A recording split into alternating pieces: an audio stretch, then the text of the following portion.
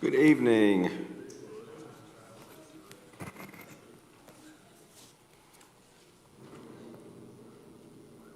We've got a new cord for this thing, so hopefully that's going to cut out that strange buzzing and all.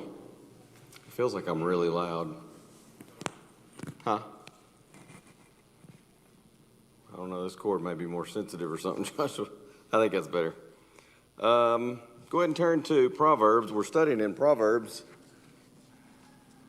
And yeah, looks like we left off at 19.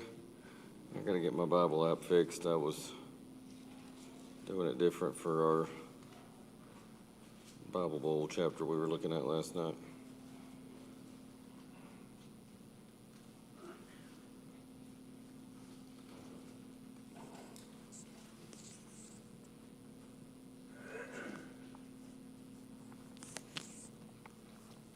All right.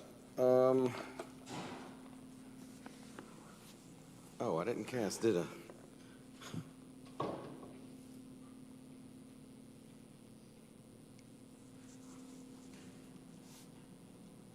That may still be on mute from where I muted it a while ago, Joshua. Oh, there we go.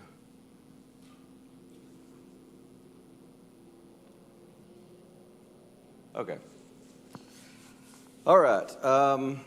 And I was playing around yesterday and last night with another. I feel like it's making noises. What is it? Very sensitive. I was playing around yesterday, last night with another app that I was thinking in terms of the one I used Sunday night in the lesson Sunday night. That's just a PDF file, and you can use the stylus, pencil, whatever you call that thing, to highlight, mark on it.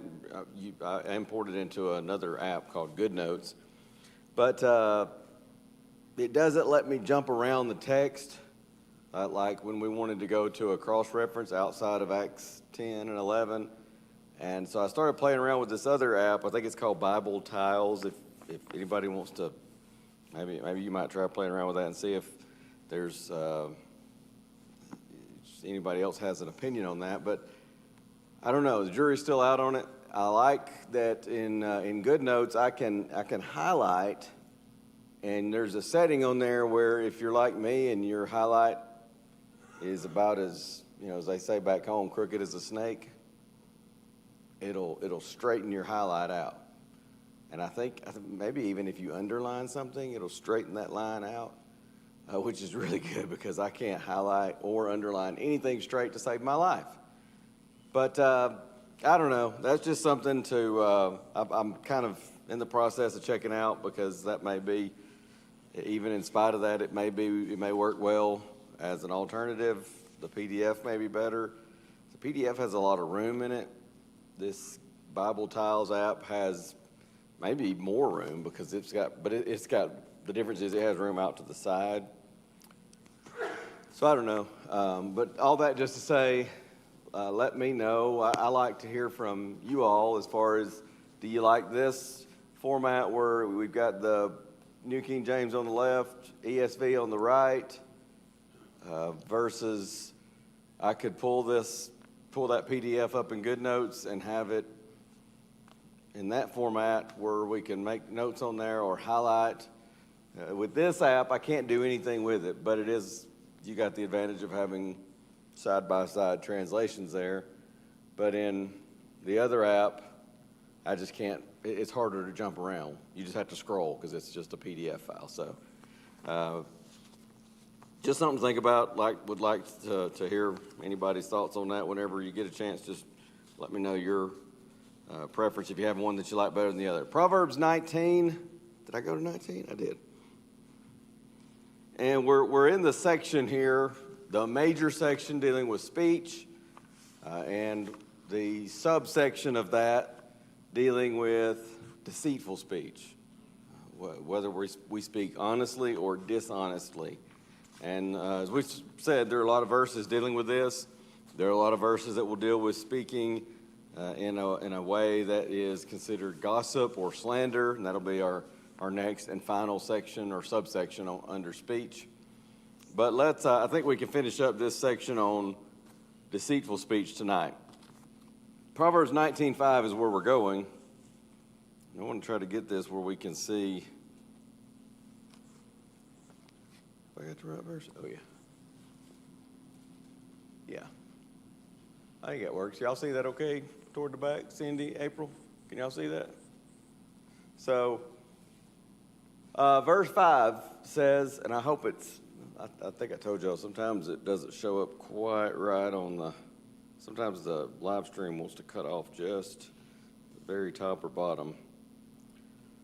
But it says, I'll read it from the King James here first. A false witness will not go unpunished, and he who breathes out lies will not escape. A false witness shall not be unpunished, and he that speaketh lies shall not escape. It's very similar. I accidentally read the ESV. But the reason I've got it set like this is because verse 5 and our next verse will be verse 9, and you can see they're very similar. In the King James, it's just, I think it's just one word in the Hebrew, but it's one phrase. So in the King James, it says, a false witness shall not be unpunished. Verse 9 says, a false witness shall not be unpunished. Second phrase in verse 5, and he that speaketh lies shall not escape. Verse 9, and he that speaketh lies shall perish.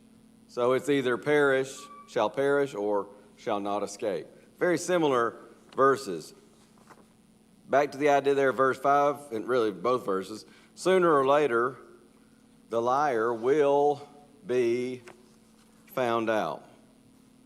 And in fact, where is that verse? Chapter 12, verse 19. The lip of truth shall be established forever, but a lying tongue is but for a moment. So sooner or later, the liar will be found out. And do you remember when they were getting ready to come into the promised land, and Moses, Reuben, Gad, that is, the tribes of Reuben, Gad, and the half-tribe of Manasseh, they wanted to stay on the eastern side of Jordan, the Transjordan. And they said to Moses, hey, look, the land here is good pasture land. We have a lot of flocks, a lot of herds. So why can't we just have this land? And Moses, he's not opposed to that, but at first he takes it as they just want to park it there on the eastern side of Jordan and not go help their brethren conquer the land. And so they say to Moses, essentially, I'm paraphrasing the gist of Numbers 32, but they say to Moses, hey, no, that's not our intention at all. We're just saying, if this can be our inheritance, we'll build houses, we'll set up stalls and things like that, and get everything set, and then we'll have it so that our wives, our little ones are okay, and then we'll go over with you and we'll fight the battles. We're not trying to just sit on the sideline and not help out, not do our part. And so Moses then says to them, essentially, okay, that's perfect. But don't build your houses and decide, oh man, this looks comfy, and decide you're going to just stay home and not go fight the battles. You keep your word. You honor your word. And he says, if you don't, what does he say in verse 23 of chapter 32? He said, be sure your sin will find you out. And so that's kind of the idea here with the deceitful person, the liar. Sooner or later, it might be able to go on for a little while, and some people may be able to carry out that ruse for some time. But sooner or later, the liar is found out. Be sure your sin will find you out. And by the way, as a conclusion to that, when you go on and read the book of Joshua, Reuben, Gad, the half-tribe Manasseh, they went. They fought. And I can't remember the chapter numbers, but right around halfway or so, I think, through Joshua. Joshua addresses those tribes, that 2.5 tribes, and he says, you did what you said you were going to do. You have fought the battles. You helped your brethren. And he essentially says, I release you. You can go home and enjoy the spoils that God has given us here in this promised land. And so they head home, and they did exactly what they said they were going to do. So they did honor their word. In Deuteronomy 19, verses 16 through 19, I'll read these verses to you. I just copy and pasted them here for convenience for me. If a false witness rise up against any man to testify against him that which is wrong, then both the men between whom the controversy is shall stand before the Lord, before the priests and the judges, which shall be in those days. And the judges shall make diligent inquisition. And behold, if the witness be a false witness, and have testified falsely against his brother, then shall you do unto him as he had thought to have done unto his brother. So shalt thou put away the evil from among you.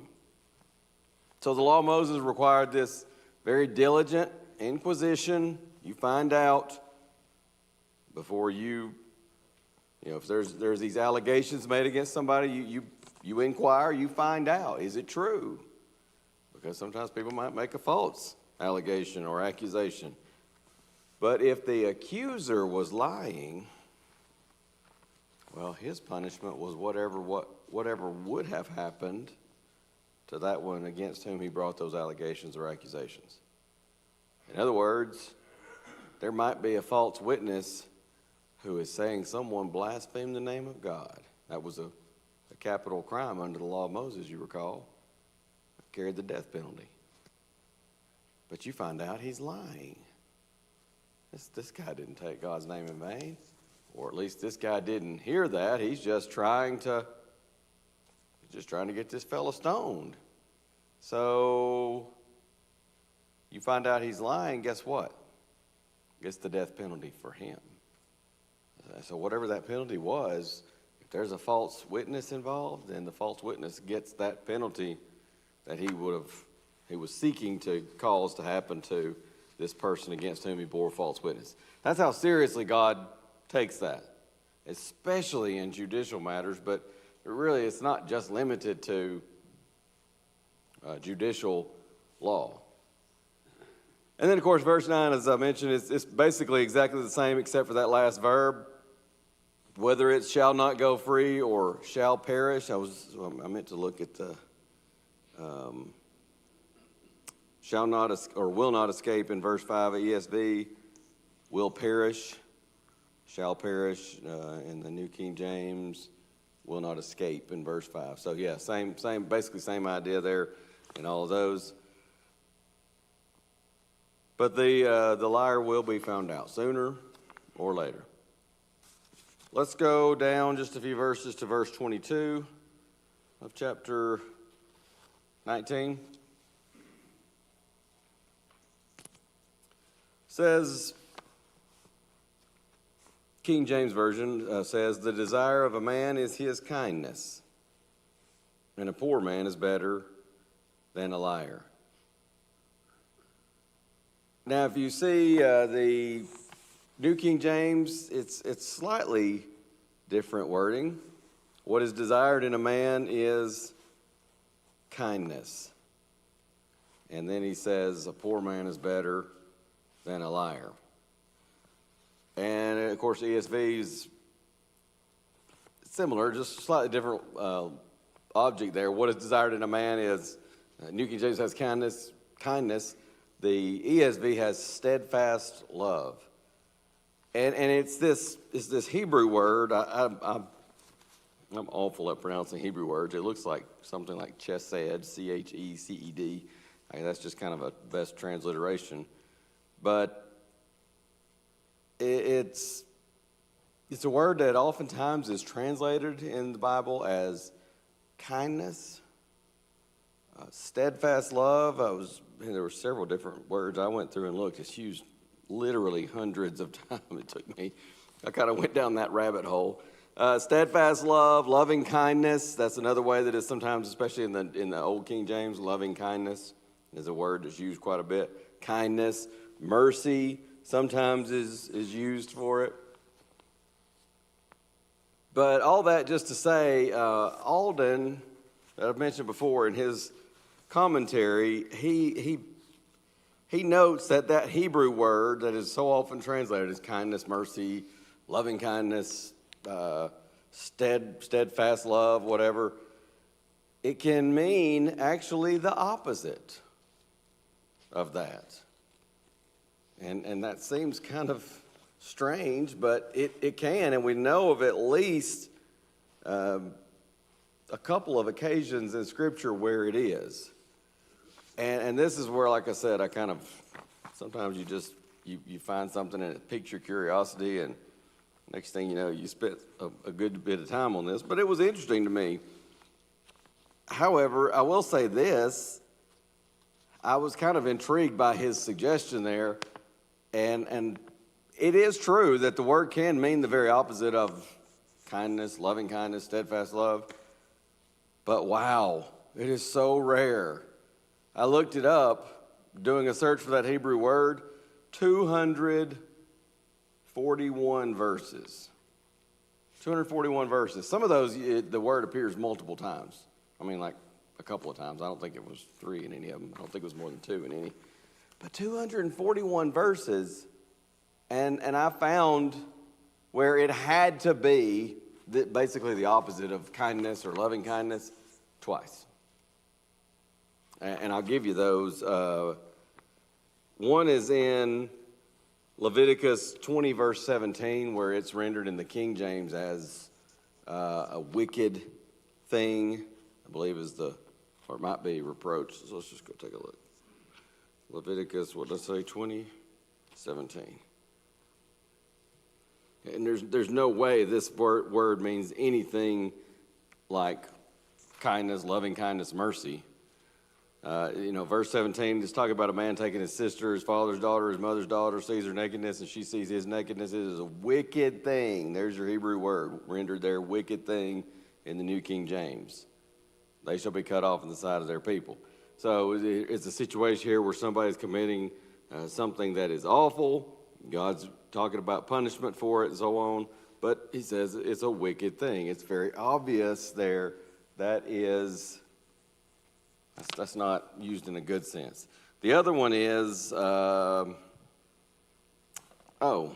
know the other one.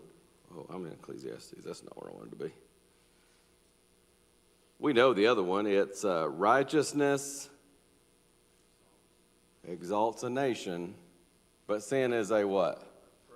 That's that Hebrew word. Sin is a reproach to any people. Well, sin is not kindness to any people. It's not loving kindness or steadfast love. So it's got to be that opposite meaning. But wow, I mean, it is quite rare, obviously, to say the least. If it does mean reproach or wicked thing, something along those lines, then here in Proverbs 19, verse 22, what you essentially have here is, look again, thinking about this in terms of, just for a second here, looking at the King James rendering of that. The desire of a man, the desire of a man is his kindness. So if that word here is, if this is the third, and granted it is very rare, then kind of the idea there is the desire of a man is his reproach. We might say, man, his greed is going to be his undoing. And just give me, insatiable desire, lack of contentment, and so on. That would be kind of the idea.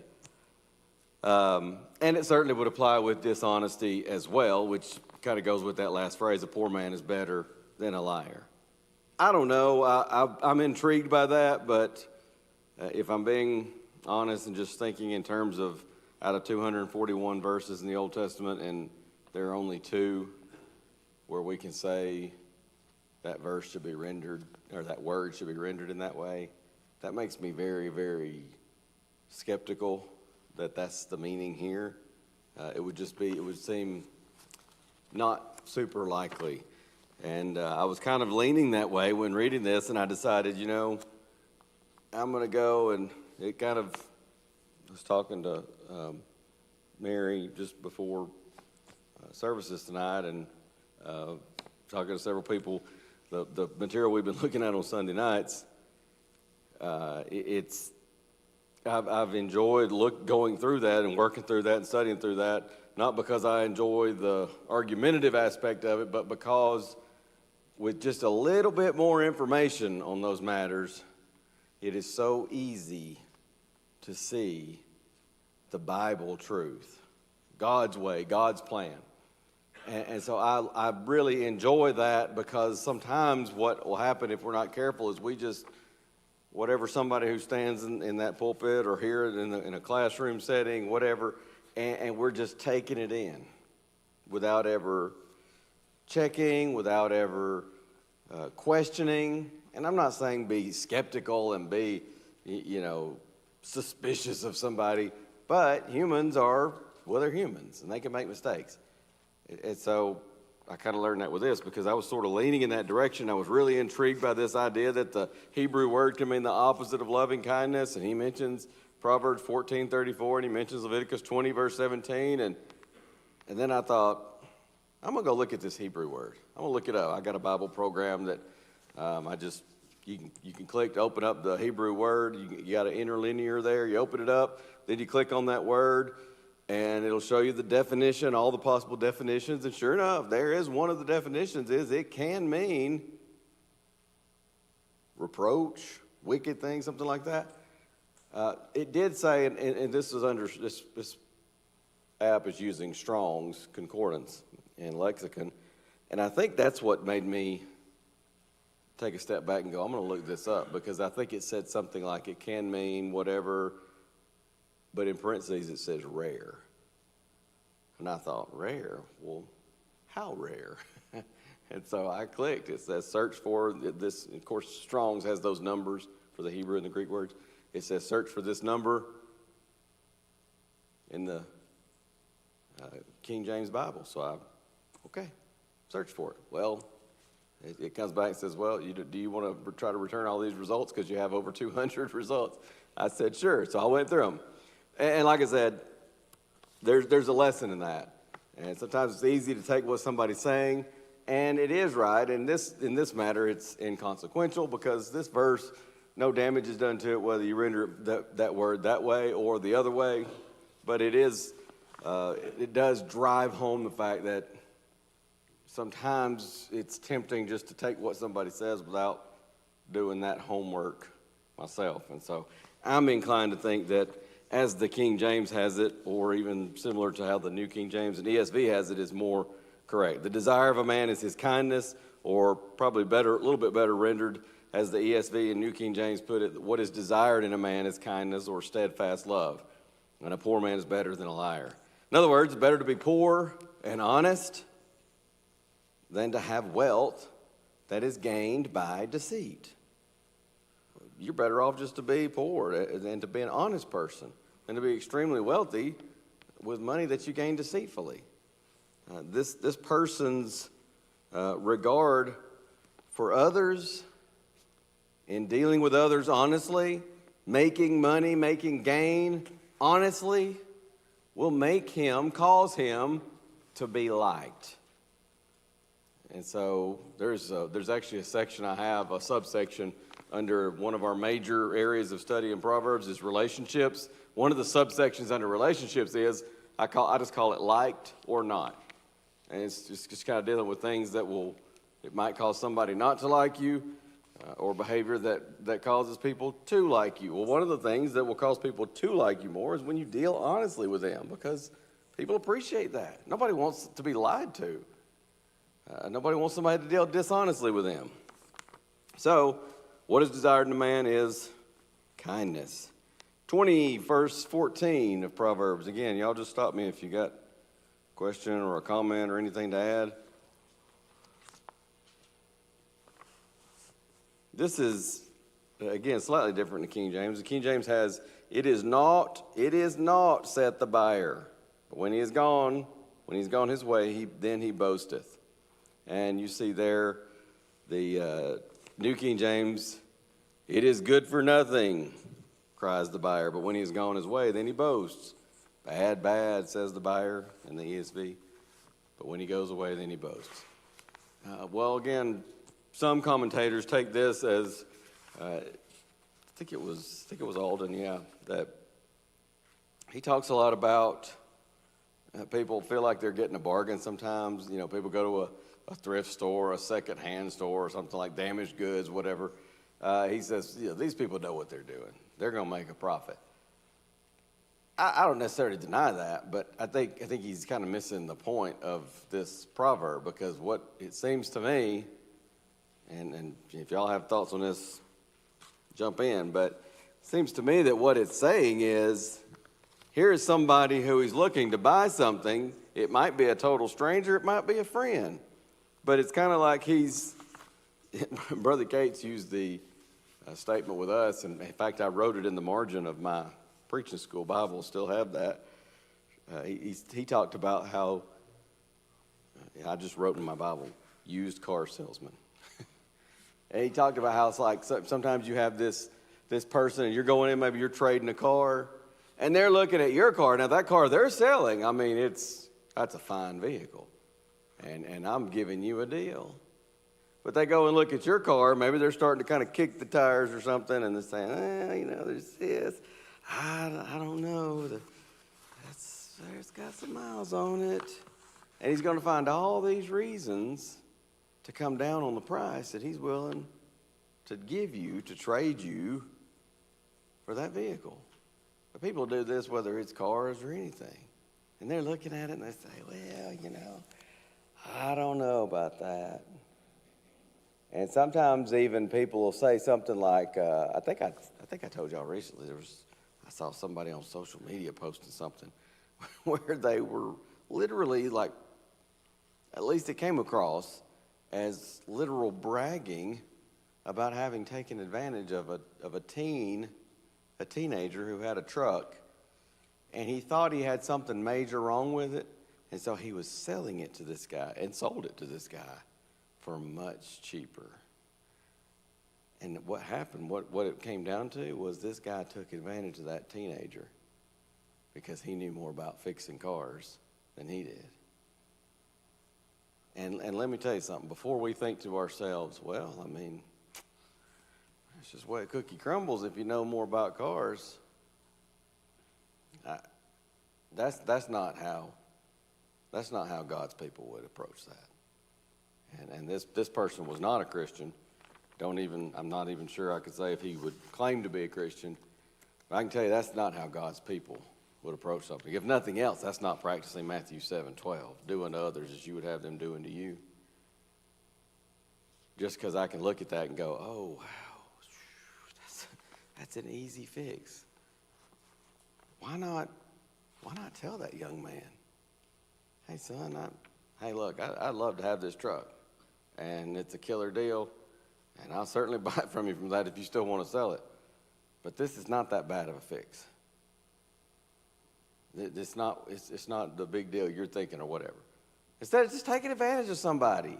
But he did. He took advantage of them and then put it on social media like a badge of honor or something. And I mean, I'm sitting here thinking like, I don't see this guy a lot, but I do see him from time to time, and I'm thinking, I ain't trusting you as far as I could throw you. Because you just told the world that you'll deal dishonestly if you can get something out of it.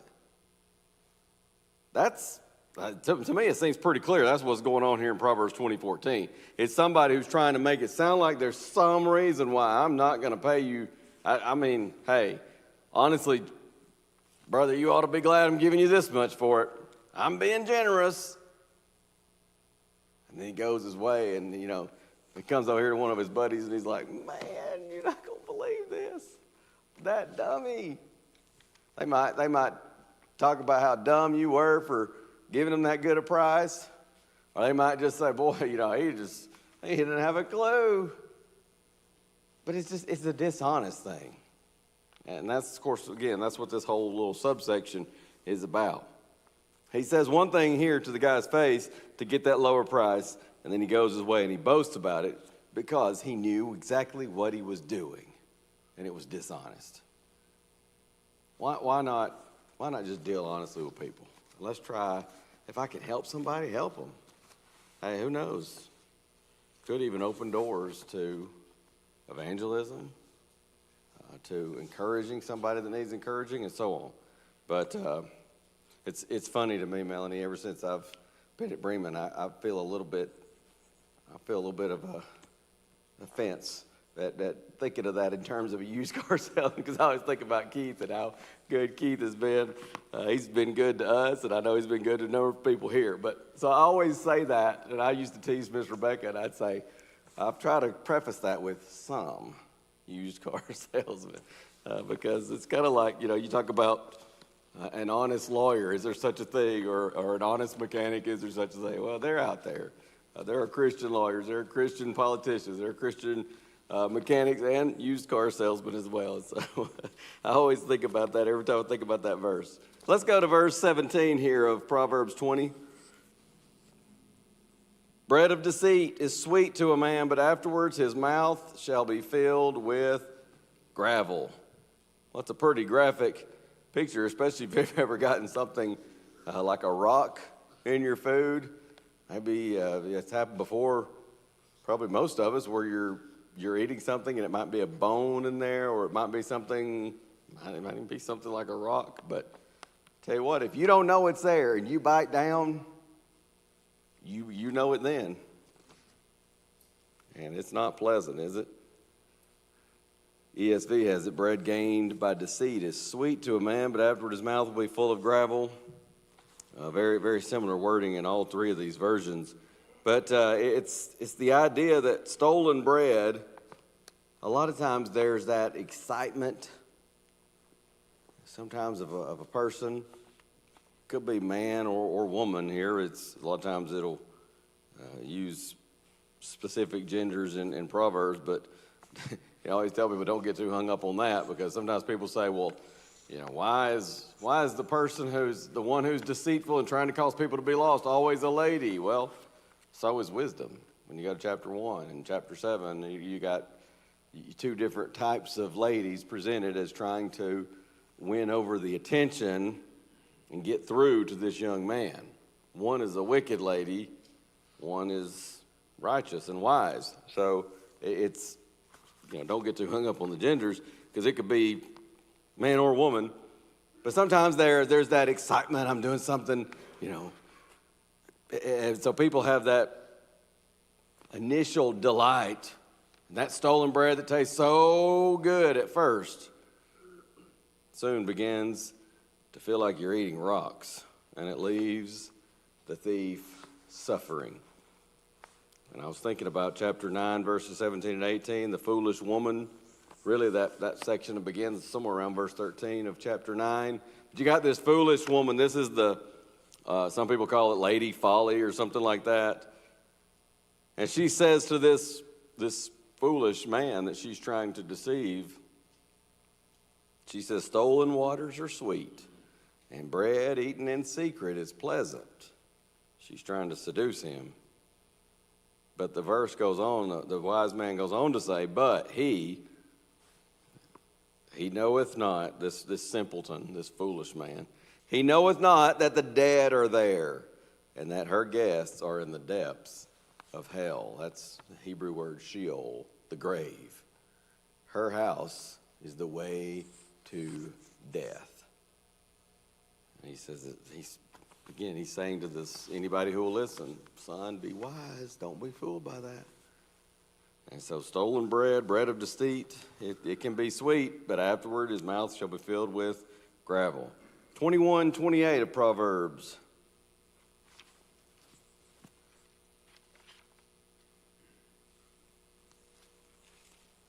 A false witness shall perish, but the man that heareth speaketh constantly.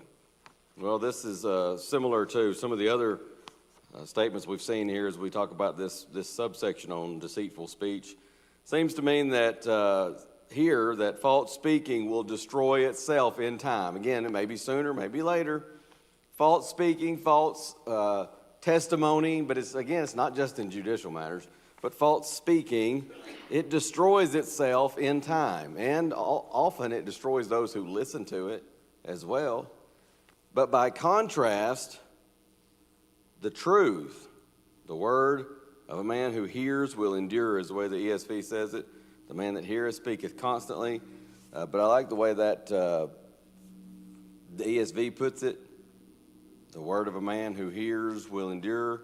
Or maybe it's the New King James. The man who hears him will speak endlessly. So the idea here that false speaking destroys itself in time, but the truth lives on, affirming itself. And the truth continues to affirm itself. Brother Brinkley used to say truth is a stubborn thing. He would sometimes say it's like an old weed. You pull that weed out, and next thing you know, it's like he talked about like a crack in the sidewalk or something. There might be a weed coming up through that. He said sometimes you pull that thing out, next thing you know, it's just come right back. He said truth can be stubborn like that, like a weed is just hard to get rid of. And that seems to be the meaning here in Proverbs 21:28. Let's go Proverbs 24.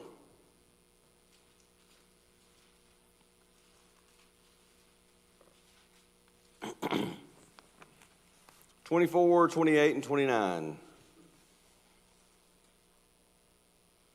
He says, "Be not a witness against thy neighbor without cause, and deceive not with thy lips. Say not, I will do so to him as he hath done to me. I will render to the man according to his work." Well, this is the idea of integrity. Again, here it's specific to legal testimony, and especially when it comes to revenge, retaliation. Maybe somebody has done something to you in the past, and you just sort of held on to that and waited for an opportunity. Now you got an opportunity. He says, don't you go and try to be bearing false witness to get that person in trouble.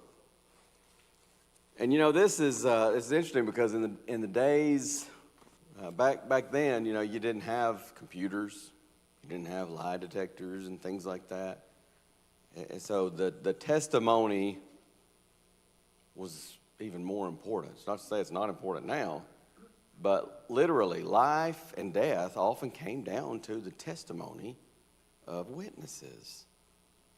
And I think it was mentioned last week, you got to have 2 or 3 witnesses, and so in that sense we could say quantity, but Scripture also deals with the quality of those witnesses. They've got to be honest men, because it may literally be the difference in life or death. And of course, the words of verse 29, say not, I will do so to him as he had done to me. I will render to the man according to his work. I mentioned Matthew 7:12 a little while ago. All things therefore you would that men should do unto you, do ye even so to them. For this is the law and the prophets. Do unto others as you would have them do unto you. That's how we paraphrase it. Verse 29, those words are the exact opposite of Matthew 7:12, are they not? I'm going to do to him just like he did to me. I'm going to get him in trouble, cause him some suffering.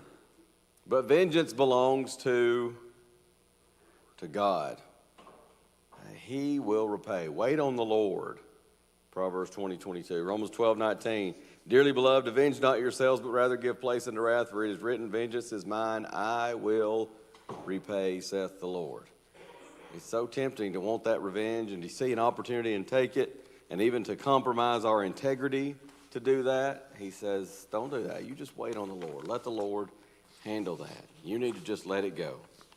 Yes, sir? The Lord could do a lot better job of it anyway. Yes, he could do a lot better job of it than we can anyways. And I often say sometimes people will bring up something, some very difficult situation, or what's going to happen to a person in this situation or that situation. I say, well, some things are for the Lord to decide, and I'm thankful for that, because I would mess it up anyways if I were in charge of deciding that. And so God's always going to do what is right, what is just. So leave vengeance, leave that to him. All right, Proverbs 25:14. Whoso boasteth himself of a false gift is like clouds and wind without rain.